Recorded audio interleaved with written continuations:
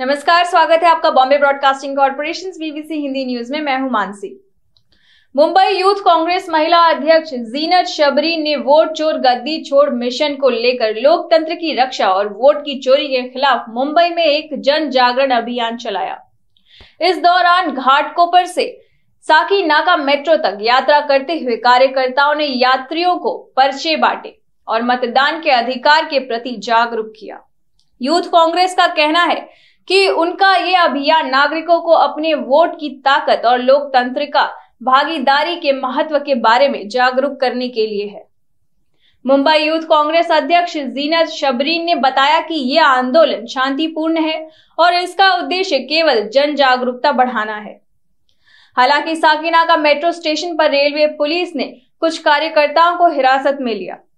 Youth Congress ने इस कार्रवाई को लोकतांत्रिक अधिकारों पर हमला बताया और कहा कि संगठन किसी भी दबाव या डर से पीछे नहीं हटेगा। जी, हमने शुरुआत की इस मुहिम की कि हमारा जो प्रयास है कि हम लोगों तक पहुंच पाए, आम लोगों तक। तो हमने मेट्रो पकड़ी घाटकोपर स्टेशन से, उसके बाद अंधेरी में हमने स्विच किया और हमने लोकल के अंदर हम गए। इसके द्वारा हमें ये समझ आई कि जो लोग हैं वो जागरूक हो चुके हैं। ये एक सिंपल अवेयरनेस कैंपेन था जो राहुल गांधी जी ने दूसरी हाइड्रोजन बॉम्ब ड्रॉप किया उन्होंने, उसको लेकर के, क्योंकि 25 लाख वोटों की चोरी हुई है हरियाणा में, मजाक नहीं है ये। तो उसी को लेके हम लोगों तक पहुंचने के प्रयास किए और प्रयास करने के वक्त हमें समझ में आया कि लोग जागरूक हो चुके हैं। क्योंकि जब हमने मेट्रो के अंदर जाके, जब हम लोकल ट्रेन के अंदर जाके हमने पैम्पलेट थमाया तो लोगों का ये जवाब था कि हमें पता है वोट चोरी हो रही है। तो यही है कि सच्चाई की जीत हो रही है। अभी सिर्फ इलेक्शन कमीशन को जवाब देना है, क्योंकि इलेक्शन कमीशन के हाथ में ये है। जब इलेक्शन कमीशन मिली भगत करके सरकार को गद्दी में बिठा रहे हैं तो फिर हम जितना भी अवेयरनेस करें, ये सिर्फ लोगों को जागरूक करेंगे, लेकिन इलेक्शन कमीशन को, ज्ञानेश कुमार जी को, हमारे इलेक्शन कमिश्नर को जवाब देना है। क्योंकि इलेक्शन कमिश्नर जो है वो गुलामी कर रहे हैं बीजेपी की। यही जवाब है। जवाब मैं जैसे कहती हूँ कि हम तीर सही निशाने लग जाती है तो भाजपा बोलने लगती है। जब हम इलेक्शन कमिश्नर से सवाल करते हैं, इलेक्शन कमीशन है वो एक इंडिपेंडेंट बॉडी है। उनका जो कर्तव्य है कि भारतीय नागरिक के वोटिंग राइट्स की प्रोटेक्शन करे, लेकिन वो करते नहीं है। वो वोट चोरी में शामिल होकर भाजपा को गद्दी में बिठाने का काम कर रहे हैं। जब हम उन पे टारगेट करते हैं, जाहिर सी बात है कि भाजपा बोलने लगती है। तो यही है कि भाजपा सरकार जो है वो पूरी तरीके से इलेक्शन कमीशन में कब्जा कर चुके हैं। ज्ञानेश कुमार जी एक पपेट है। मैं ये खुलेआम बोलती हूँ, मैं डरती नहीं हूँ। ज्ञानेश कुमार जी एक पपेट है मोदी शाह अदानी के सरकार के।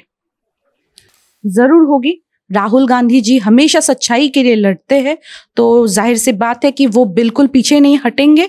और उनके नेतृत्व में मैं ये यकीन से कह सकती हूँ कि जिन्होंने गलत किया उनको सजा तो जरूर मिलेगी। उनका घर छीन लिया गया था उनसे। उन पे आरोप लगाया जा, कितने करोड़ रुपए खर्च किया गया उनका इमेज डैमेज करने के लिए, उनको पप्पू कहलाने के लिए। लेकिन जो सच है वो सामने आती है। और आज राहुल गांधी की छवि हमें कभी किसी को बताने की जरूरत नहीं पड़ रही है। लोग खुद ही समझ गए हैं कि कौन पप्पू है और कौन जननायक है। देखिए, हमारे लीडर राहुल गांधी जी ने कहा है कि the future is in the hands of the Gen Z and the youth. तो मेरा मुंबई यूथ कांग्रेस के प्रेसिडेंट होने के नाते ये प्रयास रहेगा कि ज्यादा से ज्यादा टिकट यूथ को मिले, क्योंकि आज युवागण के हाथ में सही में जो भविष्य है इंडिया की, मुंबई की, वो हमारे यूथ के हाथ में है, जेन-ज़ी के हाथ में है। तो जिस तरीके से जो एनर्जी से वो सेवा कर पाएंगे लोगों की, वो एनर्जी, वो ऊर्जा, आज हमें हमारे देश को इस ऊर्जा की जरूरत है।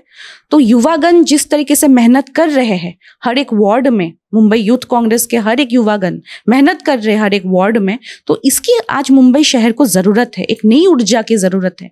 तो मुंबई यूथ कांग्रेस पूरी तरीके से मैदान में उतर चुकी है।